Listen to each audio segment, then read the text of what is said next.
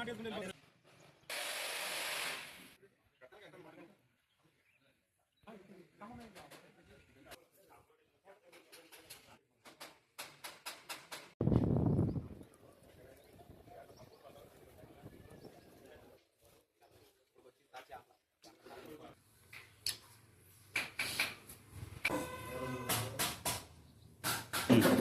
ఆలయం 2014లో శంకుస్థాపన చేయడం జరిగింది స్వామి.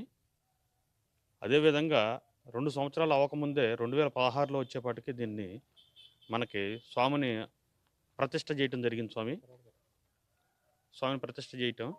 ఆ తర్వాత ప్రతి సంవత్సరం ఇక్కడ పూజా కార్యక్రమాలు శబరిమలలో అయితే ఏ విధమైన పూజా కార్యక్రమాలు జరుగుతున్నాయో అదేవిధంగా ఈ పూజా కార్యక్రమాలు ఇక్కడ జరిగింది స్వామి. మనకి నవంబరు 6వ తారీఖు నుంచి డిసెంబర్ 26 దాకా మనకి రోజుకి 350 నుంచి 500 మంది దాకా అన్నదాన కార్యక్రమం జరుగుతుంది స్వామి. ఈ అన్నదాన కార్యక్రమం కూడా భక్తుల సహాయ సహకారాలతోనే జరుగుతుంది స్వామి. అదేవిధంగా శబరిమలలో ఏ విధంగా జరుగుతుందో మనకి ఇక్కడ పూజా కార్యక్రమాలు కానీ ప్రతి కూడా శబరిమలలో జరిగిన విధంగానే జరుగుతుంది స్వామి. మనకి ఎదురుగా ఉన్న అభయాంజనేయ స్వామి గుడి దగ్గర కొండపైన జ్యోతి దర్శనం జరుగుతుంది స్వామి. అది ఈ జనవరి 14వ తారీఖు అంటే రేపు ఈ సంవత్సరానికి 14వ తారీఖు జరుగుతుంది స్వామి. శబరిమలలో 14వ తారీఖు జరుగుతుంది కాబట్టి మనకు కూడా జ్యోతి దర్శనానికి ప్రత్యేకంగా మా స్వామి 2 రోజుల ముందు నుంచే ప్రిపేర్ చేసుకొని ఈ కార్యక్రమాన్ని మా మల్లయ్య స్వామి గారు చేస్తారు అన్నీ మొత్తం అక్కడ. అదేవిధంగా 5 గంటల నుంచి ఇక్కడ పూజా కార్యక్రమాలు మనకి పూలాభిషేకం జరుగుతుంది. తర్వాత 6 గంటల 45 నిమిషాలకి జ్యోతి దర్శనం జరుగుతుంది స్వామి. ఈ జ్యోతి దర్శనానికి ప్రతి ఒక్క స్వాములు అలాగే శివుల స్వాములు భవానీలు అదేవిధంగా శబరిమల వెళ్ళలేని వాళ్ళు ప్రతి ఒక్కరు కూడా అంటే ముసలాళ్ళు కావచ్చు ఆ పిల్లలు కావచ్చు ప్రతి ఒక్కరు శబరిమల వెళ్ళలేరు.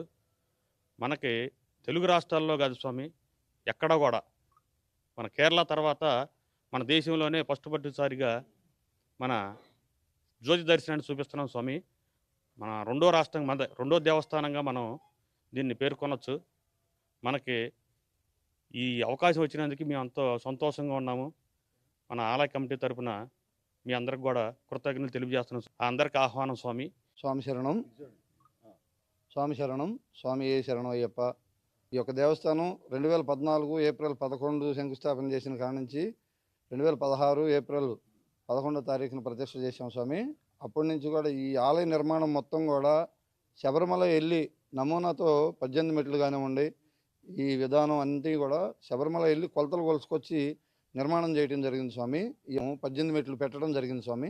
మాకు తెలవము 18 మెట్లు పెట్టిన తర్వాత కేరళలో మా మకర జ్యోతి దర్శనం అనేది అక్కడ జరుగుతుంది. తర్వాత మన ఎదురుగా ఉన్న కొండ అభయాంజనేయ స్వామి దేవస్థానం కొండపైన కూడా మనం కూడా జ్యోతి దర్శనం చేయించాలి. ఎంతోమంది ఇక్కడ నుంచి వెళ్ళలేని స్వాములు ఉంటారు కాబట్టి ప్రతి ఒక్కరికి కూడా ఈ అవకాశం కల్పించాలనే ఉద్దేశంతో ఈ యొక్క మకర జ్యోతి కార్యక్రమం జరిపించడం జరుగుతుంది స్వామి. ప్రతి సంవత్సరం కూడా సాయంత్రం 5 గంటల నుంచి కూడా ఉదయం ద్రవ్యాభిషేకం స్వామి సాక్షాత్ మూలమూర్తికి. శబరిమలలో మనం పూలాభిషేకం చేయించాలంటే డబ్బులు కట్టి పూలాభిషేకం చేయించుకోవాలి స్వామి. మన దేవస్థానం దగ్గర అటువంటిది ఏమీ లేదు. ప్రతి ఒక్క భక్తులకు కూడా పూలు ఏర్పాటు చేయడం జరుగుతుంది.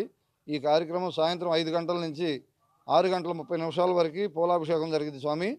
6 గంటల 30 నిమిషాల నుంచి 45 నిమిషాల దాకా ప్రశాంతమైన వాతావరణం కనిపించింది స్వామి. ఎందుకంటే మకర జ్యోతి ఎప్పుడా అని ఎదురు చూడటం జరుగుతుంది. 40 నిమిషాల నుంచి 45 నిమిషాల మధ్యలో మకర జ్యోతి కార్యక్రమం జరిగింది స్వామి. కాబట్టి ప్రతి ఒక్కరు కూడా కుటుంబ సమేతంగా విచ్చేసి ఈ యొక్క మకర జ్యోతిని దర్శించుకొని స్వామివారి తీర్థప్రసాదాలు స్వీకరించి అయ్యప్ప స్వామివారి కృపకు పాత్రలు కావాల్సిందిగా కోరుచున్నాం. స్వామి శరణం అయ్యప్ప.